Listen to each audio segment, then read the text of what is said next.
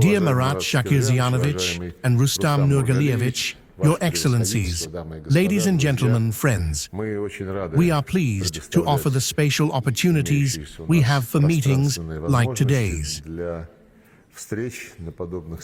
Dialogue in this format has become a good tradition, and we wish to continue it. Russia is the largest Eurasian power, a civilization state. Here, alongside Christians, Buddhists, and Jews, live many millions of citizens who profess Islam. Our country has traditionally maintained trusting, friendly relations with the Muslim world. We share much in common.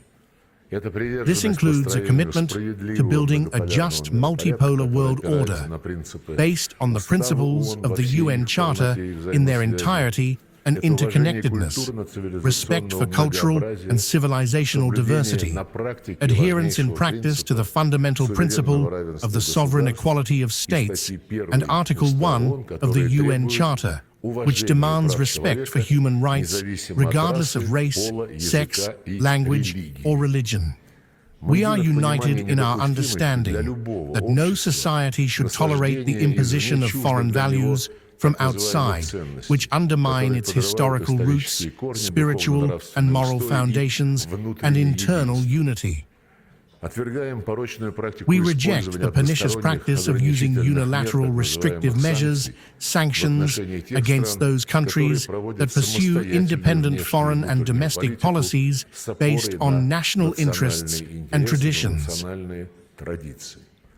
The Russian Federation attaches great importance to strengthening friendly ties with the Organization of Islamic Cooperation. I note with satisfaction that in the nearly 2 decades of joint work since Russia was granted observer status at the Organization of Islamic Cooperation in 2005, we have achieved significant results. A stable and trusting political dialogue has been established on pressing issues of the international agenda. Cooperation is being carried out in the fields of culture, education, and science. Ties between regions and people-to-people contacts are expanding. Meetings between clergy, cultural figures, and youth help our friends in the Islamic world better understand how modern Russia lives and help us better comprehend the highly complex processes taking place in the Islamic world. The role of the supporting framework in relations between Russia and the Organization of Islamic Cooperation is played by the Group of Strategic Vision under the leadership of the head of the Republic of Tatarstan, Rustam Nurgalievich Minikhanov.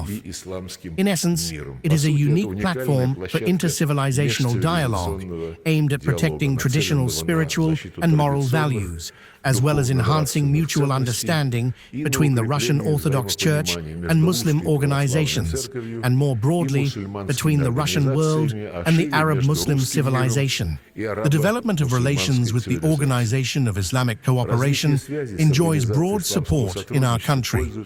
This process involves the government, parliamentarians, business circles, religious associations, youth organizations, as well as figures from science and culture. The contribution of the authorities in Russian regions with historically Muslim populations is also difficult to overstate. In mid-May, Kazan will host the 16th International Economic Forum, Russia, Islamic World, KazanForum.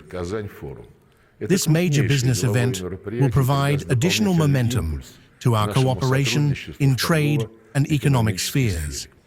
On the sidelines of the forum, a special meeting of the Group of Strategic Vision, Russia, Islamic World, will take place. The Russian Foreign Ministry is already providing and will continue to provide comprehensive support for the organization of the forum.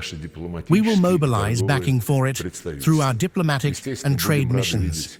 We will be delighted to welcome high-level delegations from your countries in the hospitable and beautiful capital of Tatarstan.